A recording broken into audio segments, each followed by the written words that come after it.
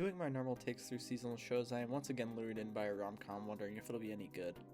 Kimizero seemed like something I could be slightly interested in, depending on how the character interactions were. It's also always refreshing when a rom-com is willing to start a relationship earlier rather than painting out quirky, flirty interactions for like a whole season and then just maybe revealing them holding hands or something.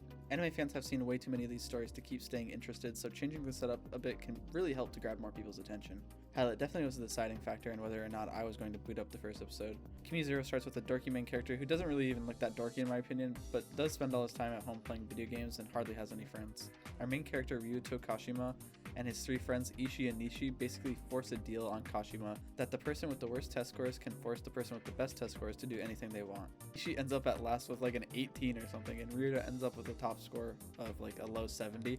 They force him to confess to his crush Shirakawa because they want to see him humiliated to help cope with their terrible test scores, but when Ryuto confesses to Shirakawa after school, she actually accepts his feelings and says she has no reason not to, and admits she really only does it because she liked being called cute. They walk home together and she even invites him up to his room because her parents are out and her grandma is at a fucking Hulu dance class. Super random, but it caught an off-guard laugh for me for some reason.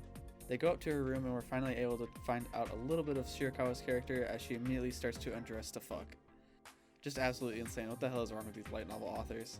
Anyways, overwhelmed by how fast this is moving, Ryuto questions why she's doing this, and she explains that that's just how she thinks relationships work.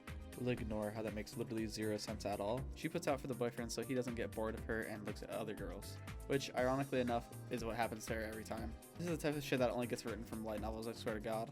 This level of cryptic setup just makes no sense and personally just makes me very uncomfortable watching. If that's your type of thing, sure, but being a grown-ass man, I feel like this isn't something I want to see for a rom-com.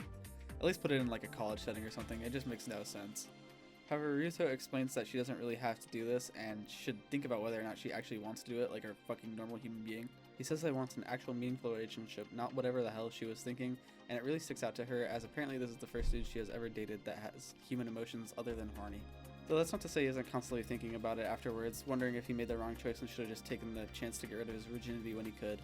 This girl is after all way out of his social club as she sits on top of the class and he sits on the bottom.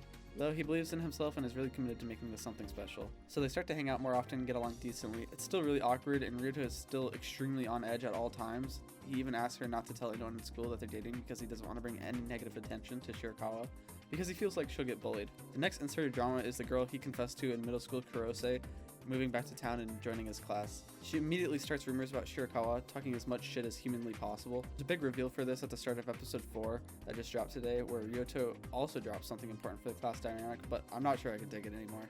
In my opinion, this is steadily moving, but in such a weird, not human-like way it annoys me. There's spurts of good dialogue and scenes, but most of it is so robotic and scarce of life, I don't think I could really get invested into these characters ever. Maybe I'd like this when I was 14 and scared of girls, but I'm 22 and a whole ass adult, so it's just weird and not something I want to see. So should you watch Kimizero? No, I don't really think so. It doesn't really have any standout traits other than the premise being maybe decent. If you're really fiending for a halfway decent rom-com, I would recommend the recently finished Angel Next Door Spoils Me Rotten. It's nothing insane, but it's got a nice wholesome relationship, even if it doesn't really progress a whole lot during season 1. I enjoyed their interactions and home dynamic. Also, alternatively, please watch Peak Fiction Karikana. Thank you for watching.